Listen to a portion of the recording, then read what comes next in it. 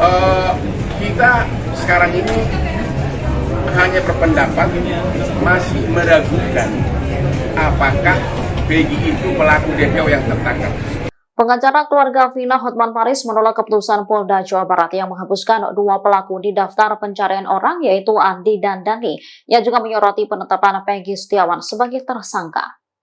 Hal ini disampaikan dalam konferensi pers yang digelar pada Rabu 29 Mei 2024. Awalnya, Hotman mengungkapkan putusan dari Pengadilan Negeri Cirebon telah menetapkan masih ada 3 DPO yang harus ditangkap oleh kepolisian.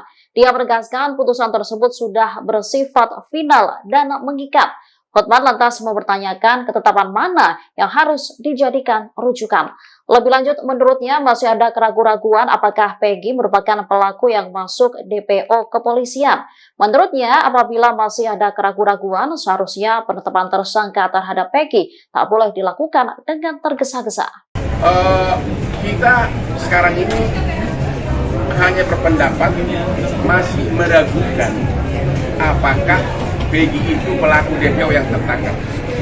Kita tidak mengatakan 100% bukan, masih meragukan. Karena 5 dari terpidana mengatakan bukan Peggy pelaku. Jadi semua apa lagi? Hanya 1 yang menyatakan. Nah, di dalam hukum, apabila ada hal-hal yang tidak jelas, apabila ada kekaburan, apabila ada ketidakjelasan, dalam prinsip hukum adalah harus dibebaskan orang yang belum pasti bersalah. Ya, kalau masih ada keraguan-raguan, nggak boleh langsung divonis. Ya. Apa? Kenapa?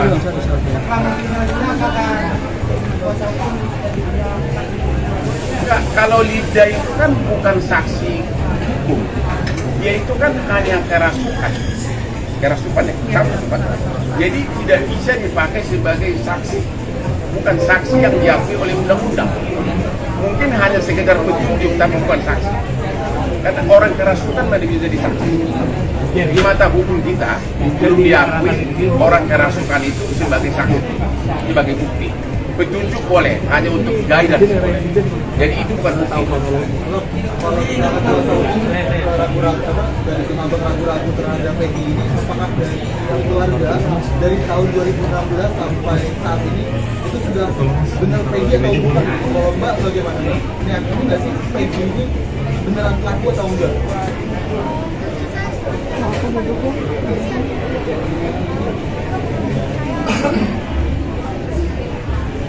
Tapi dia sendiri keluarga sendiri yang boleh dikatakan dari keluarga yang ekonomi lemah tidak sampai, memang benar nama-nama itu semua ada gitu loh. Jadi ya itu sudah, dan itu persidangan kan masih minggu 2 minggu, itu berbulan-bulan. Jadi keluarga hanya mengatakan terlalu cepat untuk mengatakan Peggy pelakunya, terlalu cepat untuk menyatakan fiktif. Itu aja. Karena baru kasus ini kan baru 2 minggu dibuka lagi setelah 8 tahun tidur. Ya. Benar nggak sih Bang, karena pelakunya memang ada? Apa? Benar nggak sih ada isu pelakunya ada orang tua di belakangnya, di kuasa pejabat, yang Di medsos begitu, tapi kita nggak bisa komentar apapun. Di medsos begitu, tapi kita nggak bisa komentar apapun. Bang, mau buat clear Bang, ini maksudnya 5 dari terpidana itu menyatakan itu bukan Peggy pelakunya. Jadi gini, maksudnya orangnya itu bukan Peggy atau memang Peggy tidak terlibat Bang? Maksudnya penjelasan untuk seperti apa Bang? waktu apa pelakunya atau bukan? yang mana? Jadi gini, saya tetap untuk sesudah penyidik, sesudah kasus ini dibuka lagi, 6 terpidana di BAP lagi oleh Polda. 5 lawan 1 suara. 5 suara itu kan kau yang belum oleh Polda. 5 kata itu pelakunya atau bukan itu Peggy? Apa jawabannya? Bukan pelakunya. Ya, Peggy bukan pelaku kata 5 terpidana. 1 mengatakan iya, jadi 5 lawan 1. Sementara yang fiktif mengatakan apa? Yang fiktif itu asal sebut aja. Mereka mengatakan asal sebut aja dulu. Kalau di BAP semuanya jelas. Motornya apa, siapa bonceng siapa, cara merkosanya apa, diuraikan dan itu berbulan-bulan sama persidangan diakui. Jadi ini benar-benar intinya terlalu prematur. Penyidik Polda Jabar mengatakan itu adalah fiktif. 5 terpidana Bang, siapa-siapa aja? Bang Hotman. Nama kita nggak boleh sebutkan, ya tapi ada satu yang mengatakan iya. Bang Hotman, Bang, izin Bang, dari preskon kemarin ada satu yang menarik bahwa motor yang digunakan oleh Peggy Setiawan itu sampai sekarang belum ditemukan. Jadi polisi hanya berdasarkan pada foto dan surat-surat kendaraan yang dimiliki oleh Peggy. Nah, tanggapan Bang Hotman gimana Bang terkait barang bukti sepeda motor itu, motor smash? Itu dari siapa setnya? Polisi Pak, waktu Polda Jabar. Kalau yang kami ketahui kan saat itu sepeda motornya sudah disita 2016 Tahun 2016. sudah disita. Katanya 2016 motornya udah disita, tapi nggak tahu di mana sekarang. Iya. Barang bukti sudah nggak ada. Kan nggak, barang bukti nggak mungkin udah disita berapa tahun? 7 tahun. Jadi intinya begini. Jadi Apa? kalau ada motor Peggy disita dan di waktu itu digeledah di rumah saat itu di 2016 Ya. dan motornya diambil di bawah polisi.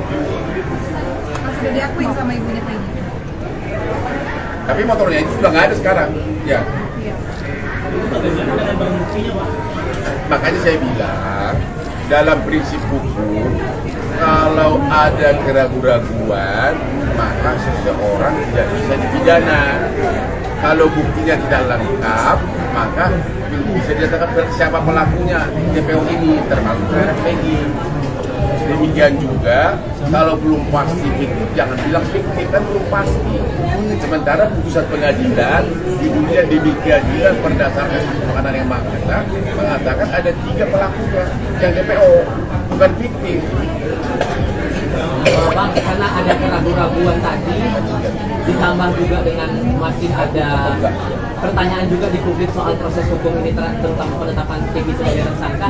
Dari pihak keluarga Vina, apakah akan ada upaya untuk bertanya, berkoordinasi ke Propam Polda Jabar untuk mengusut proses penyelidikan lagi? Justru konferensi pers ini kami lakukan agar semua pihak aparat institusi terkait melaksanakan kewenangan masing-masing, termasuk Propam, termasuk Bapak Presiden. Ya, karena dengan konferensi pers begini berarti kan viral, semua orang mendengarkan tanpa harus satu-satu dihadapi. Karena itu Download Tribun X sekarang, menghadirkan lokal menjadi